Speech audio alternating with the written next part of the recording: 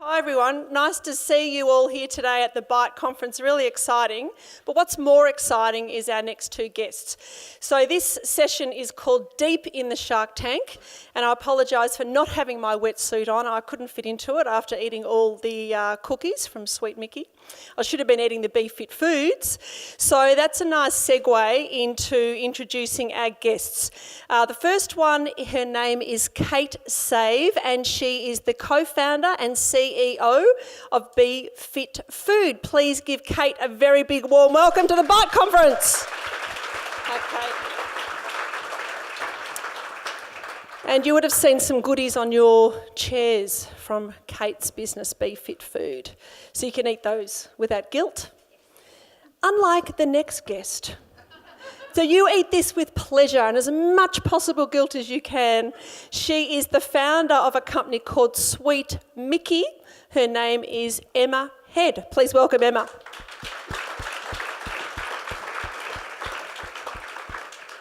Great. Now, all of you would have got the Sweet Mickie cookies in your bag, and I've tasted both. It was preparation and research. I had to do that.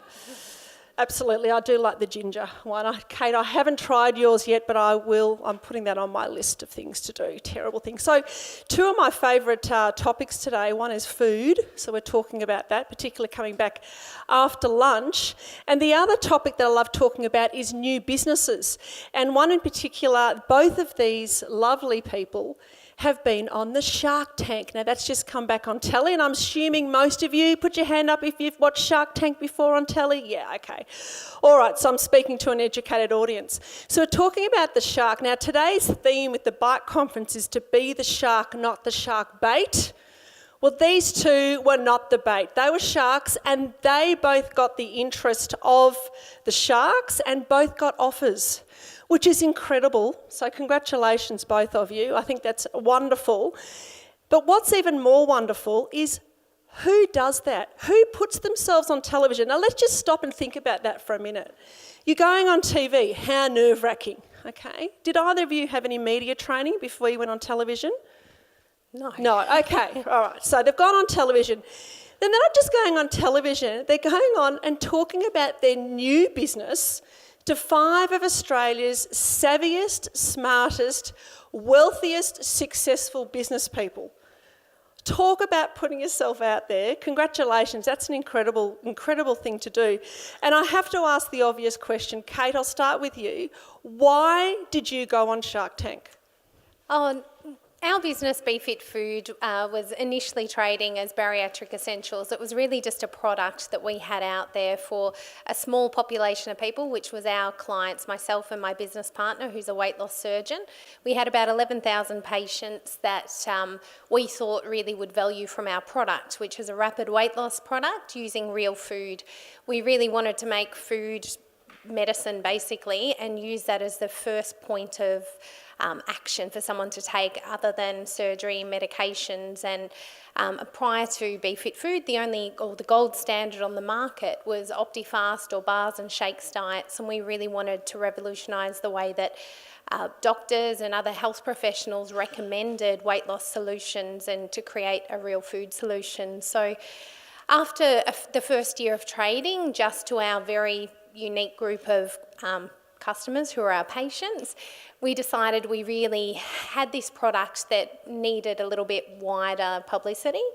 And the first application we put in for the Shark Tank, we pulled out. We sort of thought we're going to get too hounded on there and we'd watched too much of it to know how bad it could be for your reputation.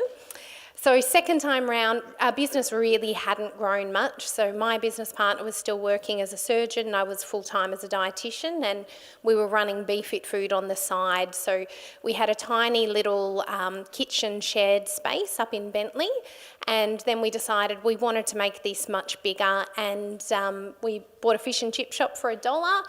Out in Somerville, we hired our own staff and started making this food. And from that point onwards, I think our commitment was higher. We decided we actually wanted to make a viable business out of this rather than a hobby or a tool to help our own patients just lose weight. So we reapplied for Shark Tank, we were accepted, and I think at that point, that's when the nerves set in, knowing that we were going to be potentially tortured on the television show with all the questions they could ask, and I guess particularly for Jeff more so than me, perhaps even defaced, as a surgeon or as a dietitian or health professional, because they can ask some pretty awful things, and at the end of the day they're only there to make good television, so they really want to put on the worst of the worst or the best of the best. And so where did the idea, so let's just go back a bit. I've just picked up a few, I've got so many questions, when 45 minutes is not long enough, but I'm going to do my best to try and keep to time.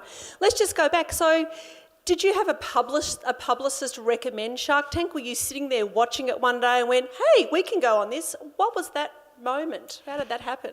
The moment was the empty bank account, putting my life savings into it. Yeah, but where did the idea come from? Where did the money? idea... How do you get money?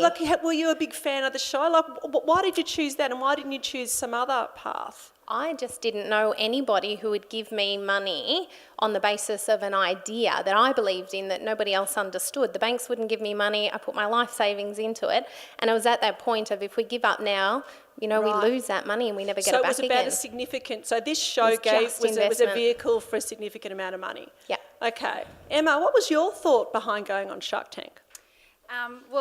Similarly it was to, I guess, raise capital, and I started making cookies on my kitchen bench. I worked in marketing and social media, and I saw how much people loved food, and in Melbourne my friends would drive to the other side of the city to get their favourite Peter Piper gelati, and we'd give each other food as gifts. So I definitely saw the power of food as a potential gift, and I just love to make my friends laugh, and I'm one for puns and making fun of things, and I started making these cookies that said, unlike Kate's product, mine's a treat, an occasional food. It's not an everyday treat. But I started seeing all the green smoothies on Instagram, so I started writing cookies that said kale-free or eat your heart out, treat yourself. And I started using it as a platform to make people laugh and feel good. So Sweet Mickie is all about taking the Mickie and having a bit of a laugh. And one of our most popular products has swear words in it. I effing love you. People want something that's real, and they want something that speaks to and for them. And so I started putting them on Instagram, and that was my strength. I wasn't a baker, and all of a sudden I had an order for a cafe in Carlton, and I said, okay, I've got an order, I better make this. So I made the order, I shipped it out, and then I got another one. Someone from the big group ate my cookie and said, who's making this gingerbread? It's delicious, I want it. And it was, my mum has a biscuit and cake business in Perth, and so I'm not the baker. I was at home on the kitchen calling my mum asking for help, but my strength was in the copy and marketing and social media. So I definitely, I knew I was onto something, and interest was growing, but I only really had proof of concept. I was doing this business part-time, so I left working in marketing. I was working in retail, so I'd go from this glamorous little fashion job to sitting in my kitchen all day on my own with the gas oven on, listening to TED Talks.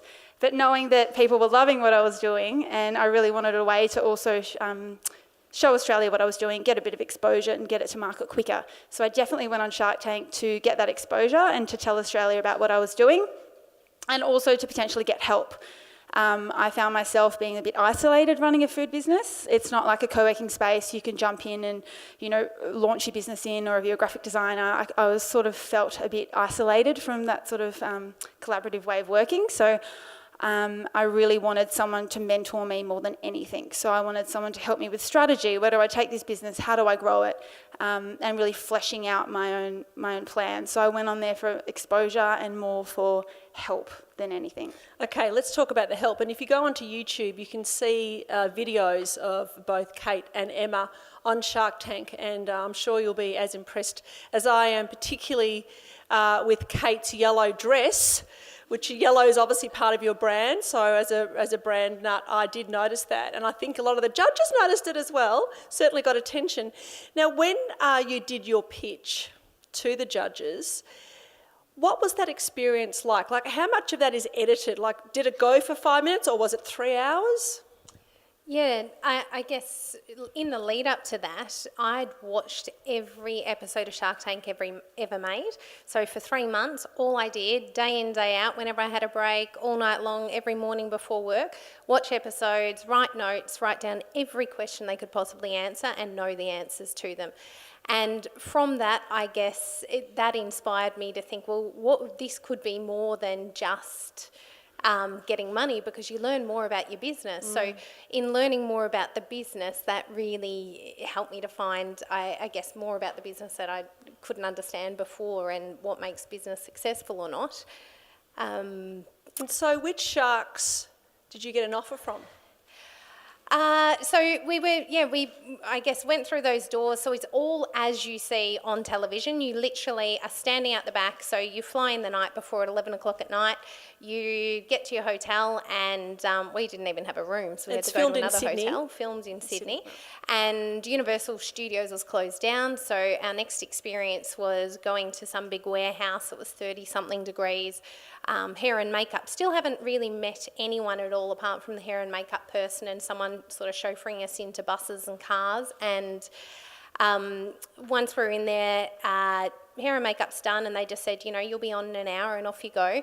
And you go into a big room like this, and then walk through some curtains, and there's the doors, and off you go. You push through those doors. And I said, what if the doors don't open? And sure enough, they said, that's never happened before. Doors didn't open. So the cameraman ran back into the door. And then the doors open, and I was out there for 2 hours and 45 minutes. So 2 hours on my own. So my business partner, knowing that he could get eaten alive, literally, by the sharks, was not willing to go out there. And he said to me, only if you really, really need me, I'll go out there. So at that point, it got over 2 hours, and I thought, oh, this has been a long time, but there's no break, so I didn't actually know how long it had been.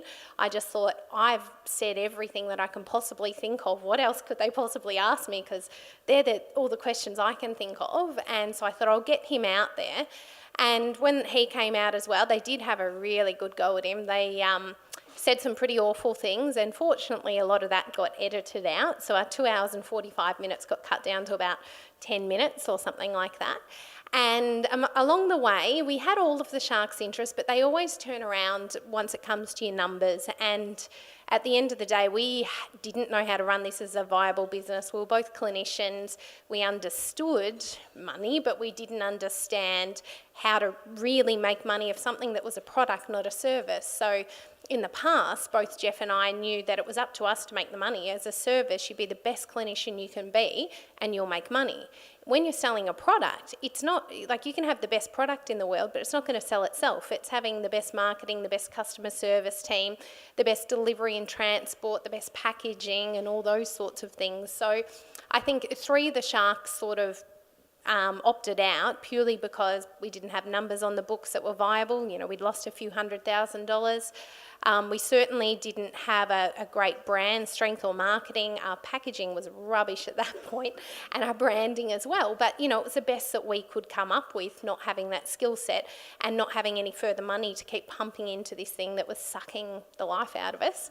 And then at that point, we did get offers from Steve Baxter and Janine Ellis. And the only reason I think that I'd ever really watched Shark Tank was for Janine Ellis, and knowing that I've read all her books, that she made Boost a household name in 90% of households across Australia within 5 years. And I thought, if we can do that, we'll be successful. So I always had in mind that we were going to go with Janine.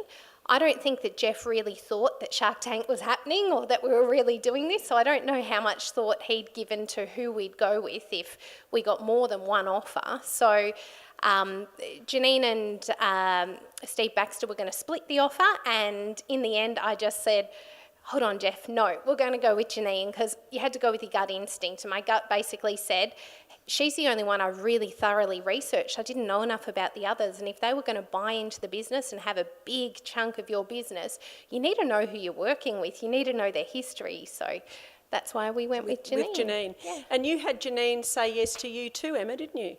Yes, I did. So I had Janine and Andrew both say yes, and they were both the two that I had sort of wanted for a number of reasons. Obviously, Janine with her, brand experience and in that retail market, and also Andrew being one of the part owners of Krispy Kreme. So there was a few synergies there that I recognised, and that sort of appealed to me. And Steve had a go at me and said I was only looking at the entire pitch.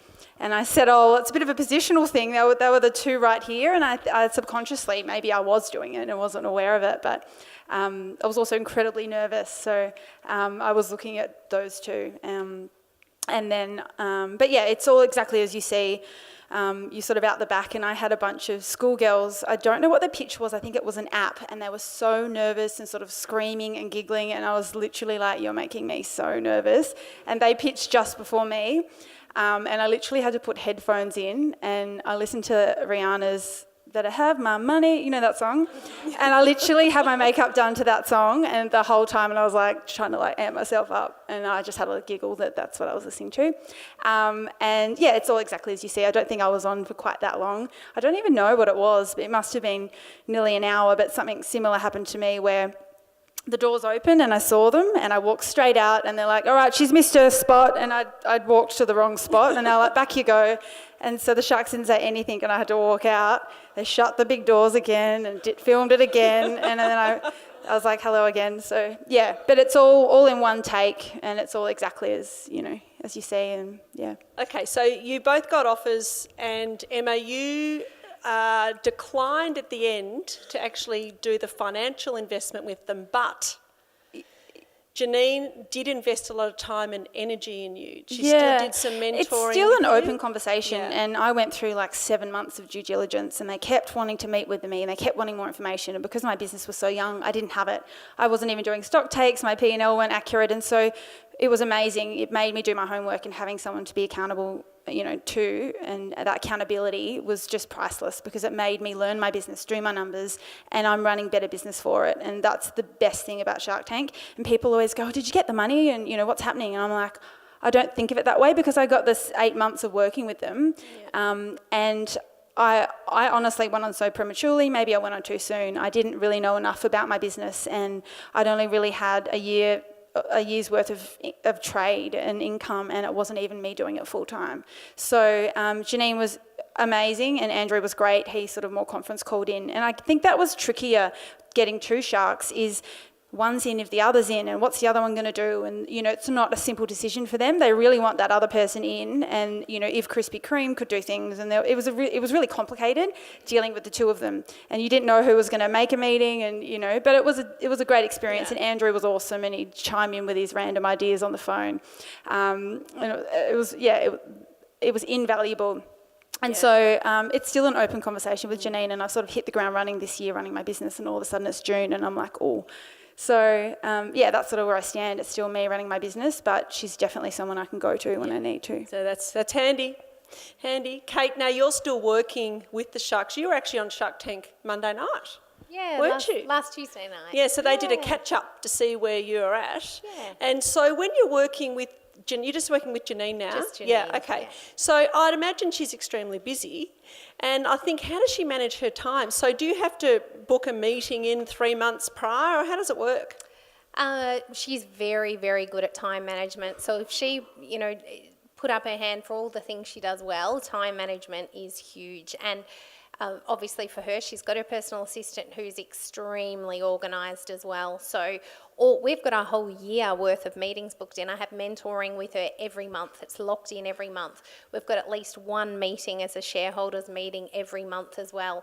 Without fail, on the 16th of every month, we need to send all of our reports, like full shareholders reports with absolutely everything. What's going on with the numbers, the sales, the marketing, the retail team, the customer service, what promotions are on, what's Google Analytics doing, what's our customer retention rate, looking at our forecasts and our budgets. Are we hitting those numbers, or do we need to update all of the forecasts and budgets? When are we going to Brisbane, which is now next month, and South Australia? So our plans to be nationwide, and basically if you've put it on paper you want to do it, she's going to hold you accountable. What date are you doing that? Oh, we'll do that next month.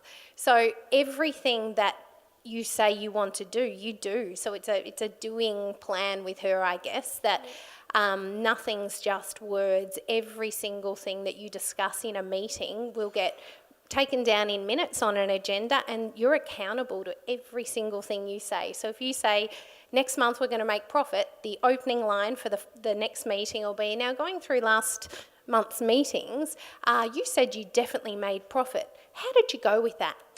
Not so well. Well, let's talk about that. How can we improve that? Where are your cost of goods? And, if cost of goods are out by 3%, you need to explain every 0.5 of that percent as to why those cost of goods are out. So the mentoring has well and truly outweighed the benefit of that funding. But I guess for us, we needed that funding or the doors were shutting. We couldn't pay our rent, we couldn't pay our staff. So that money was to keep the doors open, and then from that point onwards, it's the mentoring, the accountability, and it's how tough she is. She's hard in business, but you need someone that is hard. Otherwise, I'm very easygoing. My life's grey. Her life's black and white. So when you've got someone who makes you accountable for everything, you just get it done, particularly if you don't want to disappoint people. So. Yeah. Now, going on something like Shark Tank, the obvious is you're putting yourself out there and you're also opening yourself up for criticism. And I know when Kate went on with BeFit Foods,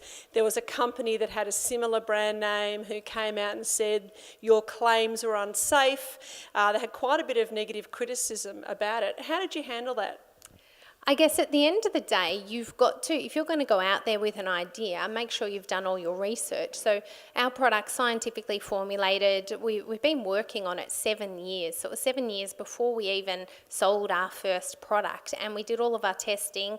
We've done all of our research. We've got a published clinical trial. So we knew, no matter what anyone said, that we had the data to support that it was a safe and effective weight loss tool.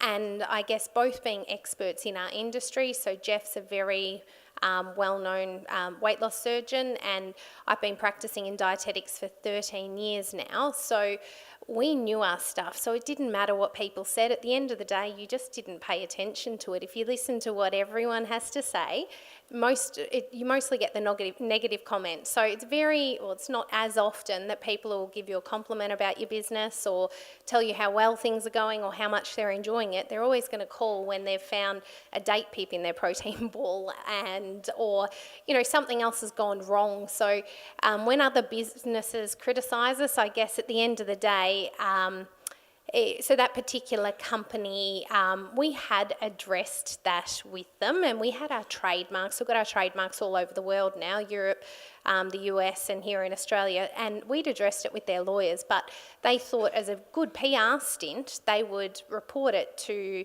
the Herald Sun, the Daily Mail, and any other media, because it was going to make a great story for them. Yeah. So they just went that path of getting some publicity out of it, and we said, hey guys, our lawyers have dealt with this 9 months ago. Why are you rehashing this? No response. So there's some really good lessons there about resilience, trademarking. Think about, just because you've registered, sorry, I'm just going off piece a little bit here. I get on my soapbox, it's under here, I get caught off. And just because you've registered a business name with ASIC now, doesn't mean you own that. From a trademark's the highest form of legal ownership. So a tip there, go and see if someone owns your trademark of your business name. If not, grab it. It's not that expensive to do. So I think that's really good advice. Now, when you are drawing attention to yourself and coping with criticism and negativity, the other thing it draws attention to are copycats. So, Emma Head from Sweet Mickie, how do you deal with competition? So competition, people have gone, hey, that's a good idea, I can do that. Yeah, I mean, look, I've got a product that's pretty easy to replicate, and I definitely had that issue to start. I had other cake makers, everyone just suddenly started doing wedding cookies with words and names, and I never claimed to invent the letterpress. I found it in my mum's kitchen, said, what's this? And I had the idea to write my own words, and so I guess my point of difference was my brand. It was funny, it had its own tone, and so that's what I really tried to protect, and that was the advice I got from Janine, is protect your brand. It's not necessarily about what you're doing, but you've got to get your house in order in terms of that protection. And it's funny because at the start, it's a little bit disheartening when you see someone copying what you're doing, and it doesn't matter what industry you're in, it's always going to happen. I found it really confronting, and it was quite personal. But I've definitely come past that, and I have a really good friend, Kaz, who started Nectar and Stone, and she's one of the leading dessert makers, and she and I have connected over this, and she's been a great mentor to me in how to deal with this, and she always approaches it from a point of kindness, and food's a bit different to protect. You can't trademark all things. I've got words and things that can sort of work in my favour. I've got a little bit more protection than someone making a chocolate or a cupcake or a donut, but those sort of things get copied all the time, so I definitely running this business, I have sympathy for anyone who creates something unique. I would never look to replicate what someone else is doing. And I think just because you can do it doesn't mean you should do it. Like, oh, I can make that. All right, I'm going to go copy it and I'm going to do it. And I love people that do things in their own way. But funnily enough, some of the people that copied me originally, they've come to be my friends, and they've found their own unique way to do it. And their brand is more girly, and they offer other products. And so I'm not at all threatened by that. And I think competition is good. It increases the category. You know, a quote cookie for a brand or a business is now a bit more of a promotional product, and it didn't really exist before. So I think it's really good to encourage growth in your category. And it also makes you... And so the thing that it really taught me is just, I always focus on what I'm doing, and I don't really look at what my competitors are doing. I should probably check in and see what they're offering around certain events. I do sometimes, but I really focus on doing what I'm doing. But recently I have had a like-for-like copycat of everything that I'm doing in the New Zealand market. Every word I write, prices, flavours, everything. That's been really tricky, and I'm still dealing with that. But I guess also sometimes you see what they're doing and you go, oh, they're doing that better than I did. And you're learning from them and you're like, oh, wow. All right, well, what I'm doing can be done. What's next for me? What's next for my business? What other products can I? So it makes you innovate and go, well, all right, well, this can be done. What's next? So where's this brand heading? What else can I do? And my lawyer always used that analogy of sailing. And it's like, be focused, look ahead and be the leader. Stop looking back and around you, and just really try and innovate. So I think when it doesn't matter what you're doing in this room, if you've got competition, just really look at thinking, well, what can I do? How can I innovate? What else can I do? I want to be the leader no matter what I'm doing. And sometimes it makes you sort of check yourself and go, oh, wow, they're doing that better than me. I probably need to... Well, it's sort of disrupting yourself before someone else does. I think that's a really good message. Thanks, Emma, for sharing that with us. Kate, you started here on the Mornington Peninsula, Be Fit Food, which is pretty cool. And you're talking about going nationally, so scaling. Tell us a little bit about some of the challenges about scaling your business. I guess we had a really unique situation where we had 1,500% growth overnight. So we literally went from having 30 orders a week to having in the thousands of orders a week. Now every order's 21 meals, so do the maths on that. We're talking maybe 30,000 meals a week now instead of a few hundred meals. So for us, overnight, we had to find a solution. So we basically had a backlog of orders for 6 weeks, and at that point, we had to close down our little kitchen in Somerville, find a much bigger commercial kitchen facility. We also had our warehouse in Mornington that has a small shop converted into a head office. So even this week alone, we're building more offices out the back of this warehouse. So we've built, I think, 6 offices now out there, and our staff went from having 5 staff to 63 staff. So not only did you need to understand your business, you needed to know how to lead people, how to work with people, how to manage people, how to do contracts and all these sorts of things. And when your business grows that quickly, you don't have all of those skills and you don't have time to get them. So my first piece of advice there is hire experts in every field that isn't your field of expertise. And then that way you have the best of the best team, and everything that gets done the right way as well. And there's no mistakes, no wasted time, and you can focus on what you do best. So you're hiring the right people is really important for scaling, and I guess always looking to the future, knowing what your vision is and backing yourself, knowing that if you want to get there, you have to take that next step. You have to invest in your freezers, invest in, like our packaging could, we want to change our packaging. We're kind of going, we have to order 180,000 of these. So the upfront cost of these things are huge, but you have to be able to back yourself. Are you going to be able to afford to pay for it? And sometimes you don't know that, because to be able to afford to pay for that, you've got to sell more food again next week and the week after and the week after. So at the end of the day, you just have to make decisions and back yourself and make sure that you never stop working on your business, promoting your business and believing in it, because the moment that you think, I don't know if I can do this anymore, you don't order that packaging, and then your competitor does outweigh your product, and you need to keep innovating and treat it like a big business and head in that direction full steam ahead. Yeah, great pearls of wisdom. Emma, if you'd like to leave everyone with a tip or a bit of advice, there may be looking at starting a new business. They know someone starting a new business. They're looking at leaving the security of corporate world into starting a new business. What bit of advice would you give them? I think it's really easy to have lots of ideas and get a bit overwhelmed with, what direction you should take. But I think just start it and just begin it. Or as Nike said, just do it. But I had a friend say to me over a dinner table, never forget it. And I had because I was starting another business at the time. And then I had this idea and she said, well, go on, do it. And it was kind of that challenge. And so I think it's really good to have someone that challenges you around you.